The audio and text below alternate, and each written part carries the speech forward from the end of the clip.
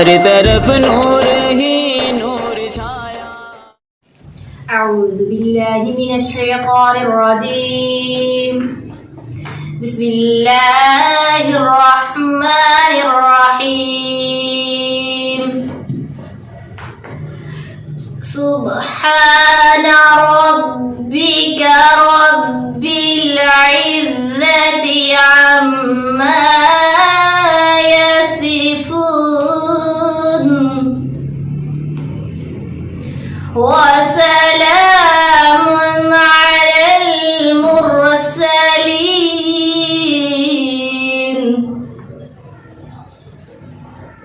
والحمد لله رب العالمين.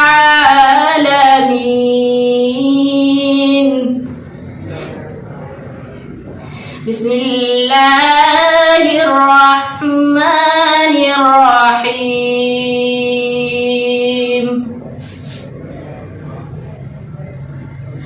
قل هو الله أحد الله الصمد لم يلد ولم يولد ولم يكن له كفوا أحد.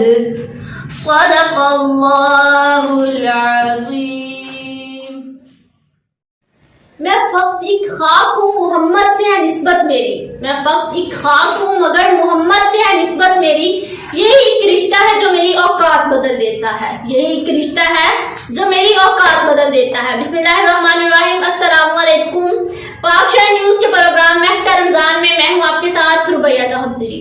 پروگرام کا باقاعدہ آغاز ہم نے تلاوت قرآن پاک سے کیا اور اپنے نعت کے لیے دعوت دوں گی معلمہ علم شہزادی کو, اور انشاءاللہ نعت سن کے ہم پروگرام کو مزید آگے کی طرف لے کے جائیں گے اور اپنا آج کا ٹاپک ڈسکس کریں گے. جی تو پہلے نعت سنتے ہیں. صلو علیہ وآلہ صلو علیہ وآلہ صلو علیہ وآلہ صلو علیہ وآلہ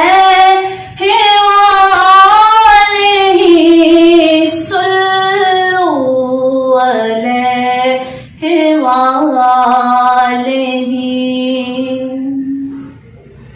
وہ جو چاہے چاند کو توڑ دے,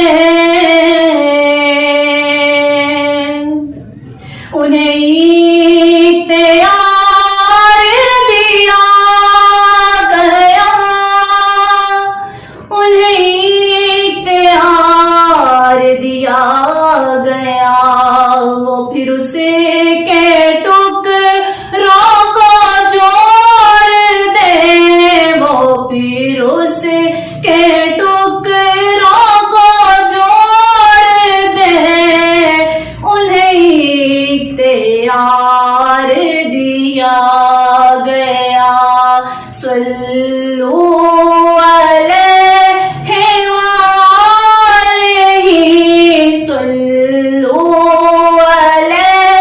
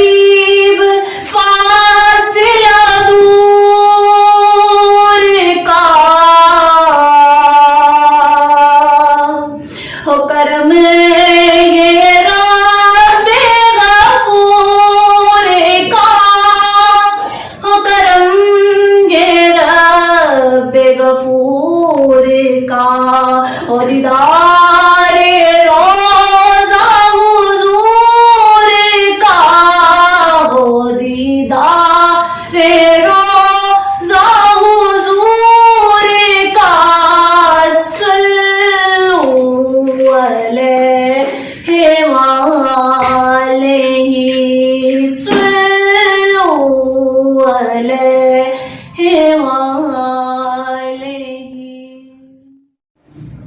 جنت کے سلطان ہے محمد، جنت کے سلطان ہے محمد، منہ بولتے قرآن ہے محمد، منہ بولتے قرآن ہے محمد۔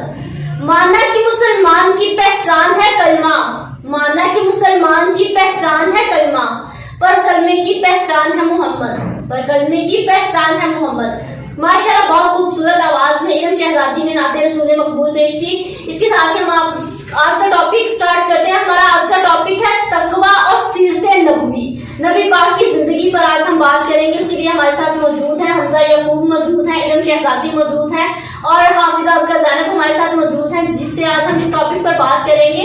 نبی پاک کے آنے سے پہلے بیٹیوں کو زندہ دفن کر دیا جاتا تھا، جہالت کا دور تھا۔ نبی پاک اس دنیا میں تشریف لے کر آئے اور انہوں نے اس جہالت کے دور کو ختم کیا، ہمیں زندگی گزارنے کا صحیح طریقہ بتایا۔ نبی پاک کی زندگی ہمارے لیے ایک بہترین نمونہ ہے۔ زندگی گزارنے کے لیے نبی پاک کی بتائی گئی باتیں بہت ہی امپورٹنٹ چیزیں ہیں ہمارے لیے۔ اسی ٹاپک پر آج ہم بات کریں گے۔ السلام علیکم۔ وعلیکم السلام۔ کیسے ہیں آپ؟ سب سے پہلے تو آپ کی طرف آتی ہوں، کیسے ہیں آپ؟ اللہ کا شکر، آپ سنیں کیسے؟ الحمدللہ بالکل ٹھیک ٹھاک۔ اور آپ حافظہ اصغر زینب اور علم شہزادی کیسی ہیں آپ؟ الحمدللہ، آپ کیسی ہیں؟ اللہ کا شکر۔ اور آپ کیسی ہیں؟ اللہ پاک کا شکر ہے۔ چلے آج کا ہمارا ٹاپک ہے سیرت نبوی اور تقویٰ۔ تقویٰ ہے اللہ پاک کا ڈر، اللہ پاک کا ڈر جو کہ ہم سب انسانوں کے دلوں میں ہوتا ہے۔ رمضان کے مہینے میں انسان روزہ رکھتا ہے، سارا دن پانی نہیں پیتا کیونکہ اسے ڈر ہوتا ہے اللہ کا۔ اللہ پاک کے ڈر کی وجہ سے وہ وضو کرتے ہوئے بھی پانی کو ہاتھ نہیں لگاتا۔ روزہ ایک انسان اور اللہ کے درمیان ایک راز ہوتا ہے اور اس کیفیت کو تقویٰ کہا جاتا ہے۔ تو اسی ٹاپک پہ آج ہم بات کرتے ہیں۔ جی سب سے پہلے حمزہ آپ کی طرف۔ تقویٰ کی مثال ایک ایسے بھی لی جا سکتی ہے کہ جیسے ایک جنگل میں ایک انسان جا رہا ہے، ٹھیک ہے، کانٹے کانٹے بچھے ہوئے ہیں، اس نے اسے اپنے آپ کو اس طرح وہاں سے نکالنا ہے کہ جیسے اسے ایک کانٹا بھی نہ لگے۔ یہی مثال ایک مومن کی ہے، کہ انسان کی ہے کہ وہ اپنے دامن کو گناہوں سے پاک اور صاف رکھے اور اس کے ساتھ کوئی گناہوں کو کچھ بھی نہ لگے۔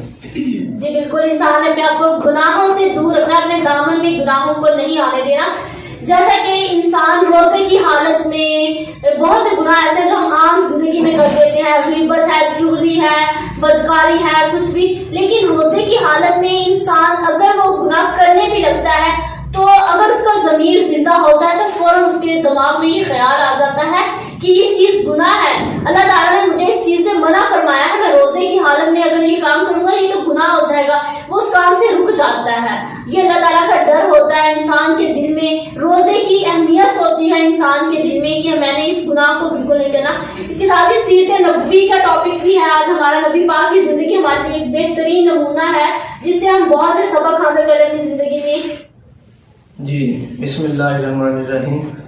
نبی پاک صلی اللہ علیہ وسلم ہمارے پیارے اور آخری نبی صلی اللہ علیہ وسلم ہیں۔ آپ صلی اللہ علیہ وسلم کی زندگی ہمارے لیے بہترین نمونہ ہے۔ آپ صلی اللہ علیہ وسلم کی ساری زندگی تمام انسانوں کے لیے سر چشمہ ہدایت ہے۔ ہم حافظہ اصغر زینب کی طرف چلتے ہیں، سیرت نبوی کے ٹاپک کو لے کر۔ جی سیرت نبوی کے ٹاپک پر آپ سے ہی ہم بھی گفتگو کریں گے۔ سب سے پہلے السلام علیکم۔ وعلیکم السلام۔ شکریہ، آپ نے مجھے اس پروگرام میں ایک حصہ بنایا اور مجھے تھوڑا سا اپنے خیالات کا اظہار کرنے کا موقع دیا۔ Most welcome. بسم اللہ الرحمن الرحیم۔ نبی پاک صلی اللہ علیہ وآلہ وسلم کی زندگی ہمارے لیے بہترین نمونہ ہے۔ نبی پاک صلی اللہ علیہ وسلم جب سے پیدا ہوئے تب سے لے کر ان کی آخری سانسوں تک ہمیں ایک ایک جو لمحہ تھا ان کا، وہ ہمیں ایک بہترین نمونے کے طور پر پیش کیا گیا، جس میں ہمارے لیے بہت سارے مسالے قائم کی گئی ہیں۔ نبی پاک صلی اللہ علیہ وآلہ وسلم کی اگر زندگی کے بارے میں دیکھا جائے تو نبی پاک صلی اللہ علیہ وآلہ وسلم نے انسانوں کے بارے میں، بچوں کے بارے میں، یہاں تک کہ جو حیوان ہیں یا جنات ہیں یا جانور ہیں، جو کچھ بھی ہیں، ان کے بارے میں بھی ہمیں بہت ساری تلقین کی گئی ہے۔ ایسی تلقین کی گئی ہیں جن پہ ابھی ہم اتنا عمل نہیں کرتے، لیکن اگر دیکھا جائے تو سیرت نبی کے بارے میں سب سے جو امپورٹنٹ اور اہم بات ہے، میں وہی ڈسکس کرنا چاہوں گی اس وقت۔ جو میرا مین پوائنٹ آف ویو ہے وہ یہ ہے کہ ہم روزہ تو رکھ لیتے ہیں، نمازیں بھی ادا کرتے ہیں. ہم اللہ تعالیٰ کے حقوق تو بہت اچھے سے جو ہے نا وہ اپنی پوری کوشش کرتے ہیں کہ وہ ہم پورے کر سکیں. ہم روزہ رکھ لیتے ہیں, روزے میں سارا دن ہم بھوکے پیاسے رہتے ہیں, کوئی چیز نہیں کھاتے پیتے, لیکن ہمارے دل جو ہے وہ ایکچولی صحیح جو معنی میں روزہ ہے اس کو پورا ہی نہیں کر پاتے. جبکہ نبی پاک صلی اللہ علیہ وآلہ وسلم کی زندگی جو ہے وہ دیکھا جائے تو انہوں نے ایک کانٹے تک کو تکلیف نہیں دی.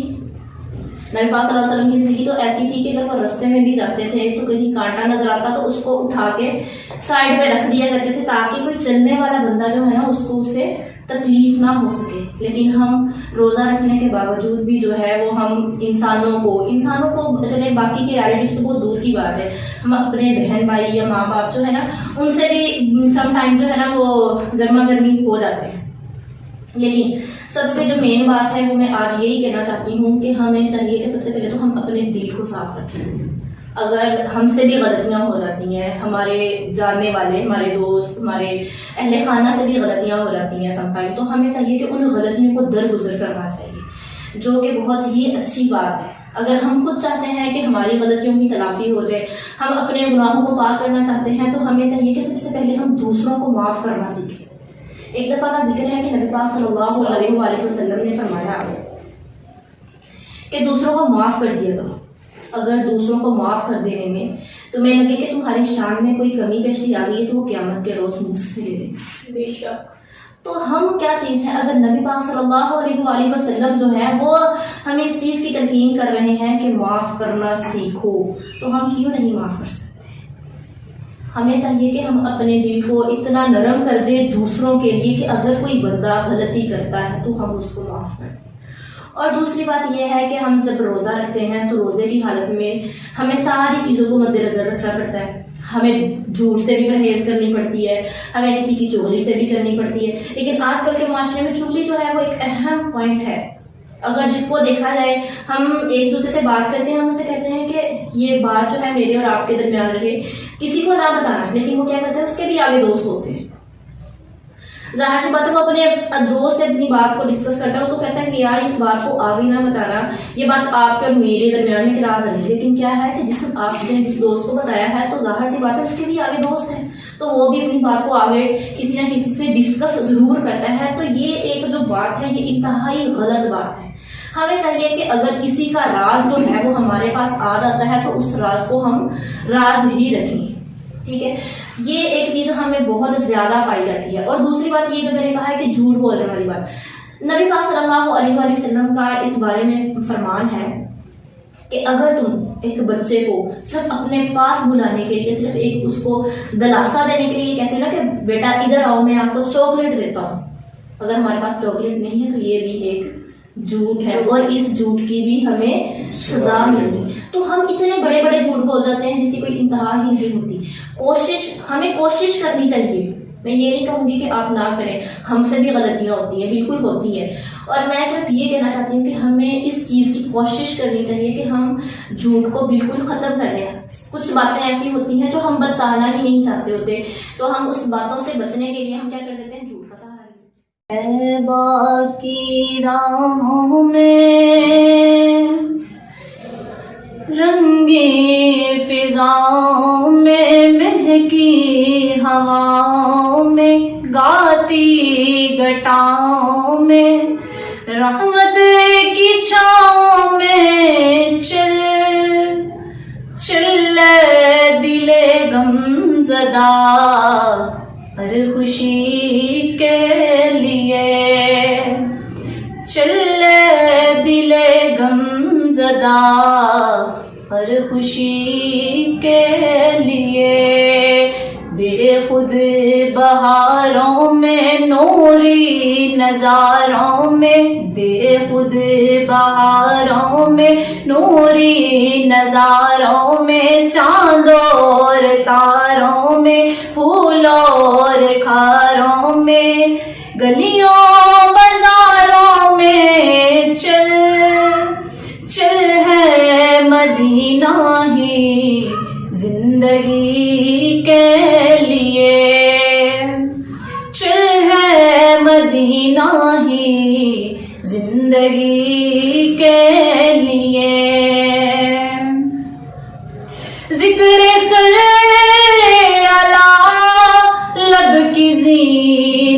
بنے اور درودوں سے سانسوں کی محفل سجے مصطفیٰ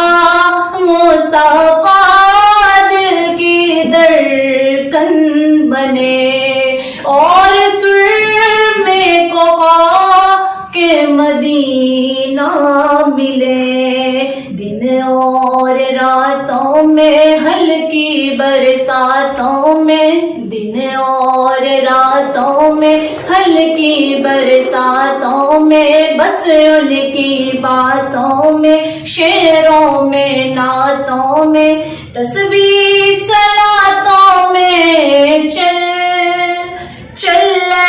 جبینے طلب بندگی کے لیے چلے جبینے طلب بندگی کے لیے وہ مدینہ جہاں رہتے شاہ جن کے دربار میں ہر کوئی محترم وہ مدینے کے زر خدا کی قسم چومتے تھے حبیب خدا کے قدم عرفانی جاموں میں دل کے پیاموں میں عرفانی جاموں میں دل کے پیاموں میں نظموں کلاموں میں نغموں کلاموں میں نورانی شاموں میں چل روح قلم شاعری کے لیے چل روح قلم شاعری کے لیے اے مسافر مدینے کے جب ہو وہاں ہاں کہاں ہے جہاں رحمتیں دو جہاں اور کانوں میں گونج بلالی اذان کہنا ان کو تڑپتا سبھی ہے یہاں عذرا کی چھاؤں میں اور پھر دعاؤں میں عذرا کی چھاؤں میں اور پھر دعاؤں میں یا التجاؤں میں نالوں صداؤں میں مدحت سراہوں میں چل تو پلکوں کے بل حاضری کے لیے چل تو پلکوں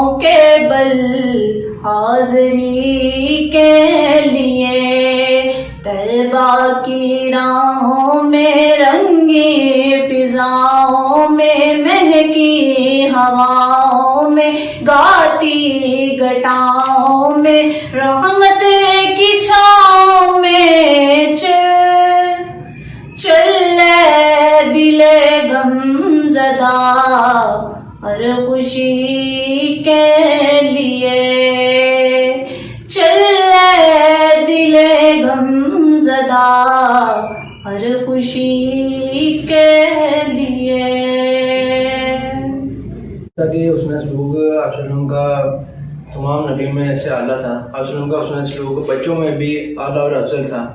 یہاں تک کہ آپ صلی اللہ علیہ وسلم بچوں کے ساتھ خود کھیلا کرتے تھے مٹی میں، ان کے ساتھ انہیں سلام کیا کرتے تھے.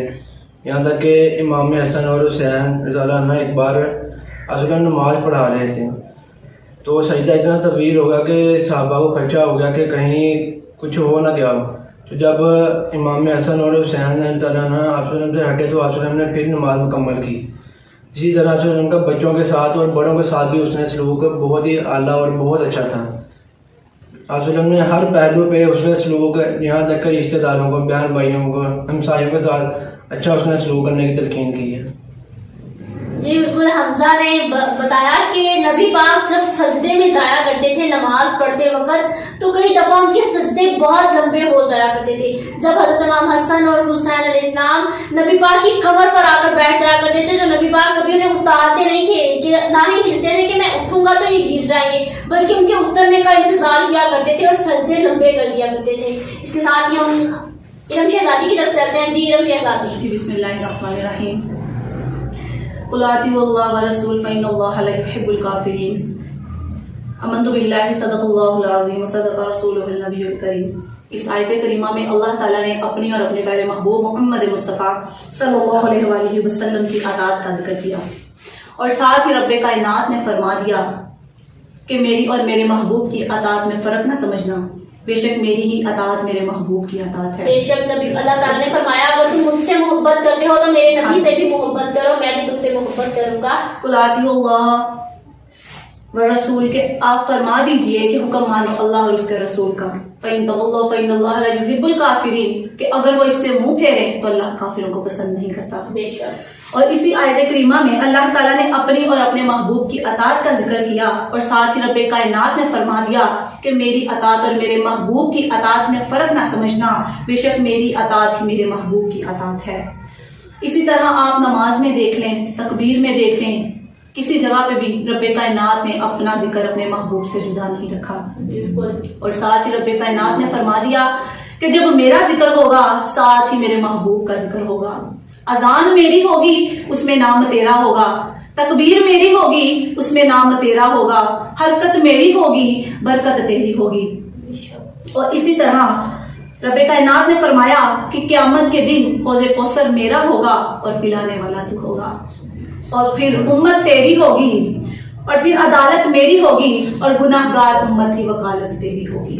اس پہ بالکل نبی پاک اپنی امت کے لیے غاروں میں جا کر روتے رہے، سجدوں میں روتے رہے کہ اللہ تعالیٰ نے فرمایا نبی میں تمہیں تمہاری امت کے لیے روزے قیامت خوش کر دوں گا. تو نبی پاک نے کہا میں تب تک خوش نہیں ہوں گا جب تک میرا آخری امت بھی جنت میں نہ چلا جائے، آخری امتی کو جنت میں لے کے جاؤں گا. تو اللہ تعالیٰ کے آگے بہت رویا نبی پاک اس امت کی خاطر.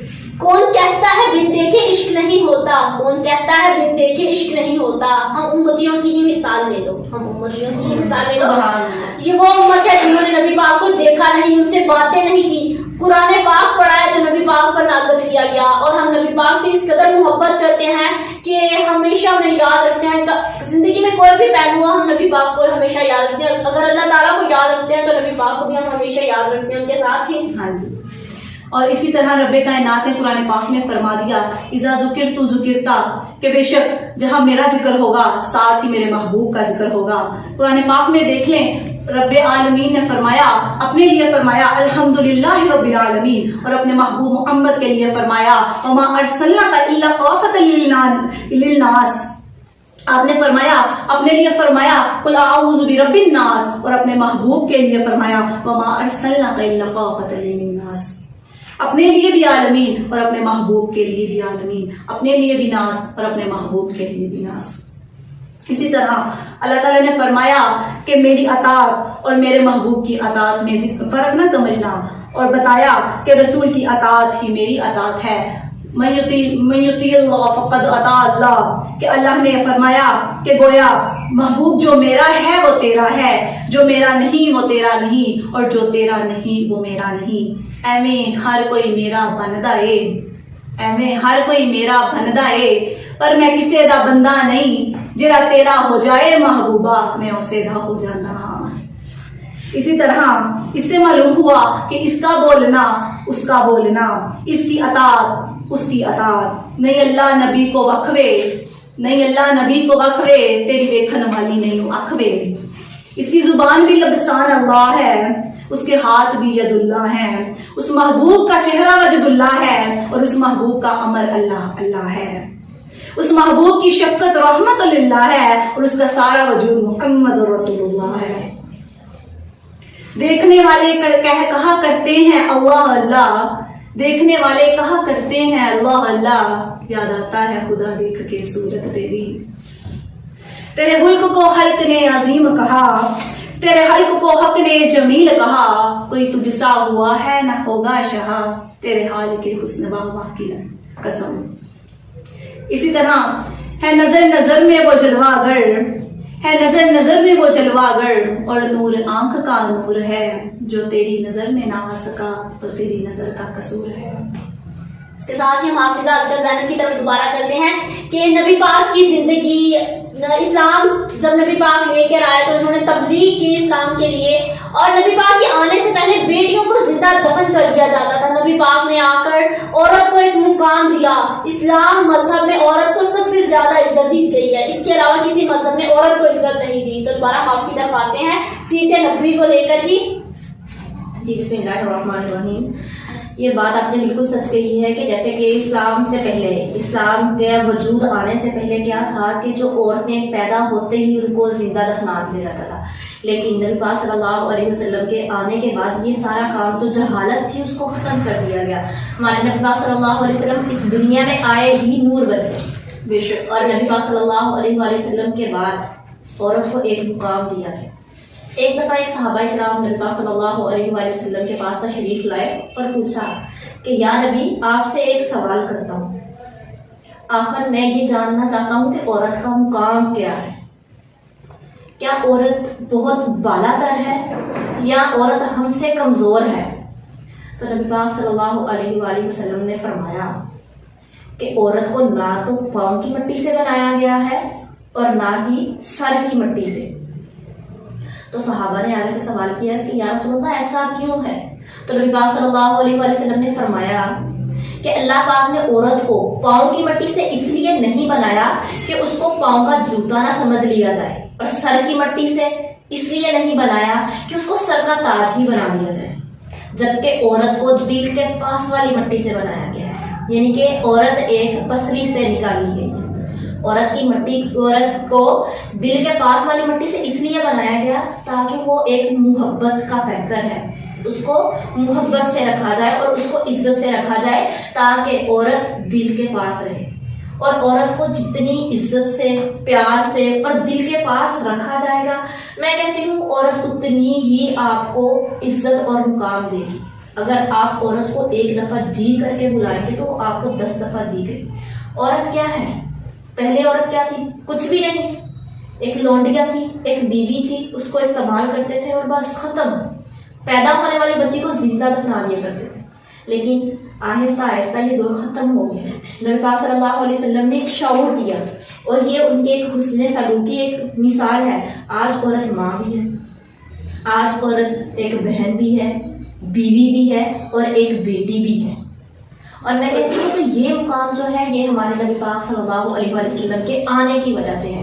اگر وہ اس دنیا میں نہ آتے تو شاید ہم ہوتے ہی نہیں، بلکہ اللہ پاک نے فرما دیا کہ میں نے یہ جتنی بھی عوام ہے یا جتنی بھی امت ہے، بلکہ میں نے کل کائنات جو بنائی ہے وہ صرف اور صرف اپنے نبی پاک صلی اللہ علیہ وسلم سے، اور یہاں تک کہ اللہ پاک نے نبی پاک صلی اللہ علیہ وسلم کو دنیا میں بھیجنے سے پہلے یہ کائنات سجا دی۔ وہ اس لیے سجا دی، اس لیے بنائی کہ جب میرا نبی اس دنیا میں آئے تو یہ سب کچھ اس کے آنے سے پہلے ہو۔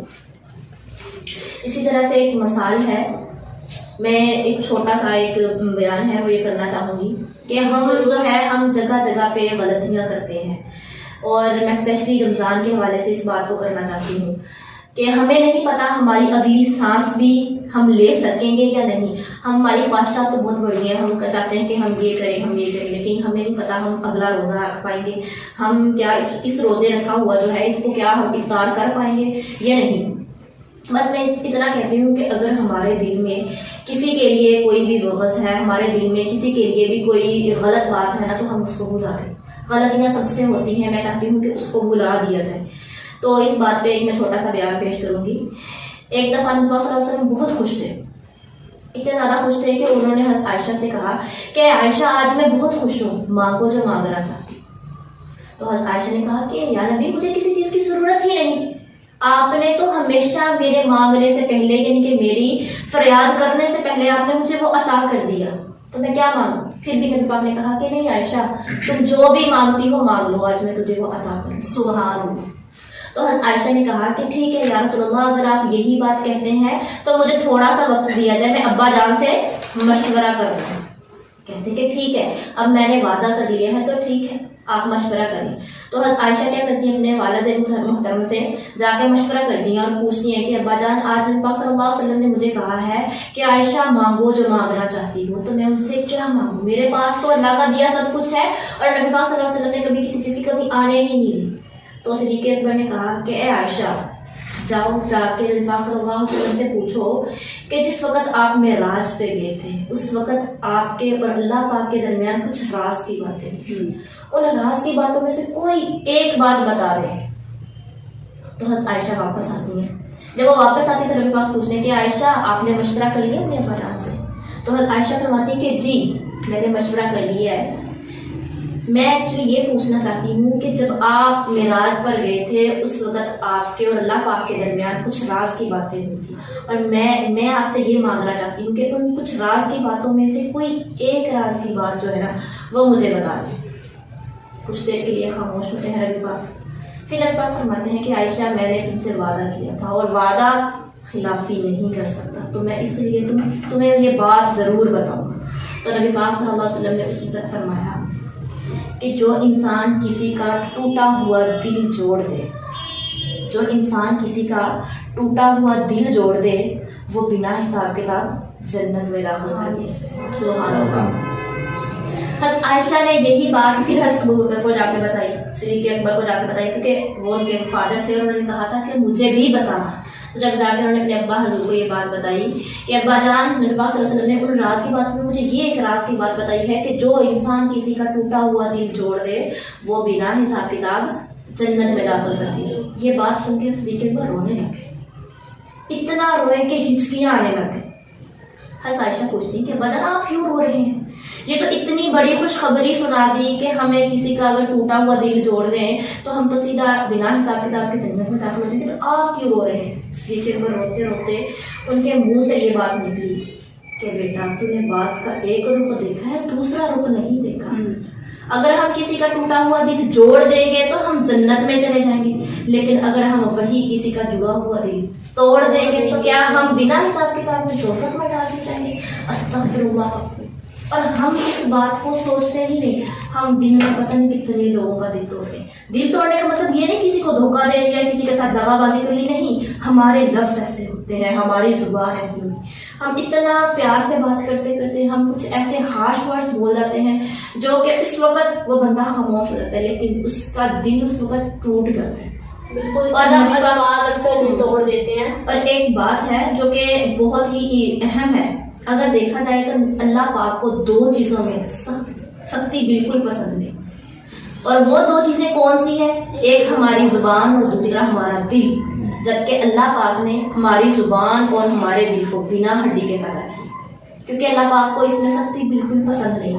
اور ہماری اب اگر دیکھا جائے تو ہمارا پورا جسم نرم ہو جائے گا لیکن ہماری زبان اتنی سخت ہے، ہمارا دل اتنا سخت ہے، ہم کسی کے لیے اپنے دل میں نرمی ہی نہیں پیدا کرتے، کسی کو معاف ہی نہیں کرتے۔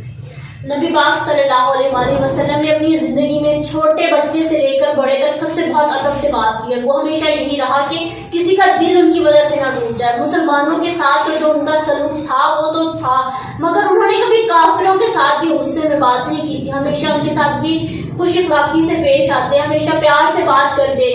تو اس کے ساتھ میں دوبارہ آپ کی طرف آؤں گی رفیہ شادی۔ یہ آپ کی بات سے میں بات کر رہی ہوں کہ اسی طرح ایک دفعہ ابو جہل حضور کی خدمت میں حاضر ہوا اور کہنے لگا کہ نعوذ باللہ برے چہرے والے ہیں۔ تو پیارے آقا علیہ السلام نے کہا کہ صدقتا، تو نے سچ کہا۔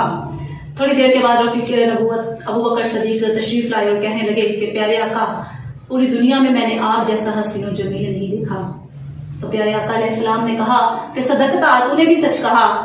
صحابہ کرام بیٹھے ہوئے تھے، پریشان ہو گئے، پریشانی کے عالم میں پوچھا کہ یا رسول اللہ، آپ نے ابو جہل کی بات کو بھی صدقتا سچ کہا اور رفیق نبوت ابو بکر صدیق کے بھی قول کو آپ نے سچا کہہ دیا، تو ہم پریشان ہیں، ہمیں بتائیں یہ ماجرا کیا ہے۔ تو پیارے آقا علیہ السلام نے فرمایا کہ میں ایک آئینہ ہوں، میں ایک آئینہ ہوں، جو مجھے دیکھے گا اسے اپنے دل کا عکس نظر آئے گا۔ ابو جہل کا دل سیاہ تھا، اسے مجھ میں اپنے دل کا عکس نظر آیا، اور میرے رفیق نبوت ابو بکر صدیق کا دل نور ایمان سے منور تھا، اس لیے اس نے مجھے خوبصورت کہہ دیا۔ اور اسی کے ساتھ انہوں دستا ہے نور حقیقتاں دا ਉਹਨੂੰ ਦਿਸਦਾ ਏ ਨੂਰ ਹਕੀਕਤਾਂ ਦਾ, ਇਸ਼ਕ ਜਿਹਦਾ ਬਸੀਰਤਾਂ ਰੱਖਦਾ ਏ। ਪਿਆ ਹੋਇਆ ਜੋ ਮਹਿਬੂਬ ਦੀ ਗਲੀ ਅੰਦਰ, ਉਹ ਕੱਖ ਵੀ ਦੋਸਤੋ ਲੱਖਦਾ ਏ।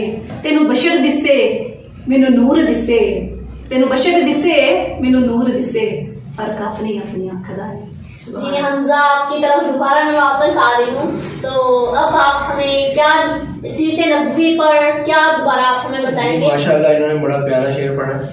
जी जैसा कि एक बार सहाबा के नाम बैठे हुए आसन उनके पास, और आसन ने हमारी तारीफ की कि जो आने वाली उम्मत है उनकी तारीफ की। बताया गया कि आप तो मेरे पर देख के ईमान लाए हो, मैं अपनी उस उम्मत पे आने वाली उम्मत पे अश्क करता हूँ जो बिना देखे बगैर किसी सिर्फ मेरी बातों से, ठीक है ना, मुझ पे ईमान लाएंगे, मैं उस पे अश्क करता हूँ। माशाल्लाह बिल्कुल एक सहाबी नबी पाक सल्लल्लाहु अलैहि वसल्लम की खिदमत में हाजिर हुए और उन्होंने कहा, ए नबी, हमने आपको देखा है, आपसे बातें की और आप पर ईमान लेकर आए हैं, क्या हमसे बेहतरीन लोग भी होंगे जिन्होंने आपसे बातें की होंगी? तो नबी पाक सल्लल्लाहु अलैहि वसल्लम ने फरमाया कि आपके बाद जो आने वाले लोग होंगे वो लोग आपसे बेहतरीन होंगे, क्योंकि उन्होंने ना तो मुझे देखा होगा ना मुझसे बातें की होंगी, वो बिन देखे मुझ पर ईमान लेकर आएंगे, तो वो बेहतरीन लोग होंगे। और बेशक हम नबी पाक सल्लल्लाहु अलैहि वसल्लम की उम्मत में से और बेहतरीन उम्मत है। तो जी आपकी इसी तरह हुजूर पाक सल्लल्लाहु अलैहि वसल्लम ने फरमाया कि जिसने मुझे देखा तहकीक उसने हक को देखा। हजूर को देख के खुदा याद आता है। अरे जरा सरकारे मदीना के हुस्न जमाल का तसव्वुर करें तो फिर हमें पता चल जाएगा कि जिसका तालिब ऐसा है वो मतलूब कैसा होगा, और जिसका महबूब ऐसा है वो महब कैसा होगा, जिसका बंदा ऐसा है वो मुहब कैसा होगा, जिसका फर्शी ऐसा है वो अर्शी कैसा होगा, जिसका बामकां ऐसा है वो लामकां कैसा होगा, वो मुसव्वर कैसा होगा जिसकी ये तस्वीर है, वो मुसव्वर कैसा होगा जिसकी ये तस्वीर है, सर से लेकर पांव तक तनवीर ही तनवीर है। इसी तरह कतरे से दरिया नजर आता है, फर्द से असल नजर आता है, शागिर्द से उस्ताद नजर आता है, सहाबी से नबी नजर आता है, और मुस्तफा से खुदा नजर आता है। अपने आखिरी अशार के साथ मैं अपनी बात को खत्म करती हूँ कि आ अदब नाल नबी दी शान दसां, आ अदब नाल नबी दी शान दसां, हर थां नूर ज़हूर नबी दा, सबदा राखा सबदा वाली, मोडे सजदी कमली काली, हल कर दाए ओ मुश्किल सब दी, ओदी बोली बोली रब दी, साजिदो महबूबे खुदाए, शबे असरा दा ओ दुलाए, ओए वंडदा गुलामां नू कोसर दे जाम, ओदा जन्नत दे फुल्लां ते लिखिया है नाम, सारे नबियां दा बनिया है सोना इमाम, कमली वाले प्यारे ते लखां सलाम। मेरे नबी करीम दे मुखड़े नू चन अदब दे नाल सलाम करदा, जेड़े पत्थर नू हुक्म हजूर कर दे, जेड़े पत्थर नू हुक्म हजूर कर दे, अदब दे नाल फौरन कलाम करदा। ममाले नहीं दे चलिए इसके साथ दो फिक्रे आपके नात के मैं सुनना चाहूंगी, कमली वाले मोहम्मद, तो आप हमें वो फिक्रे भी दो सुना देना प्लीज। जरूर।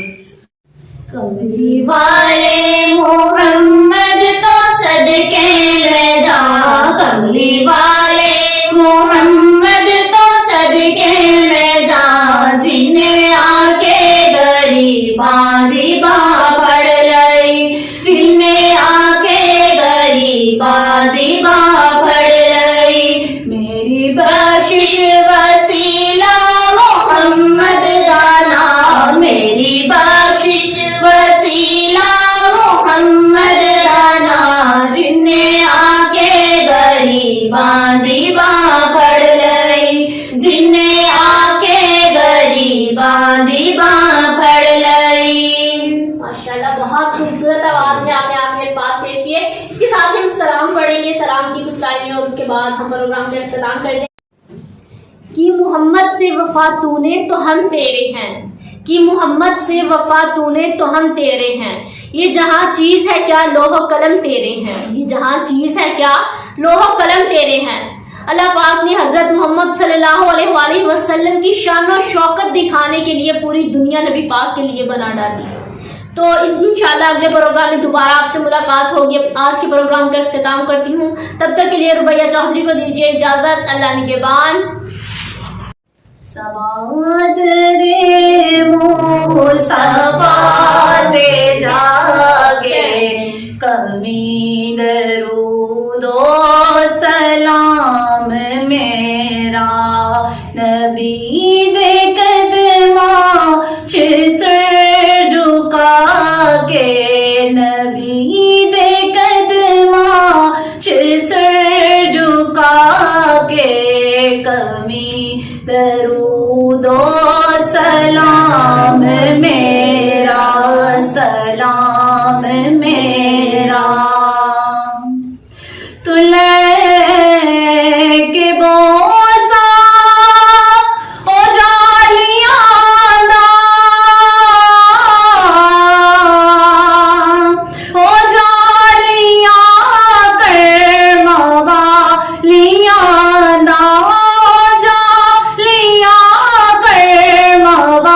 लियां दा सवाल कह के सवालियां दा सवाल कह के सवालियां दा कमी दरूदो सलाम मेरा सलाम मेरा या रसूल अल्लाह तेरे दर की फिजाओं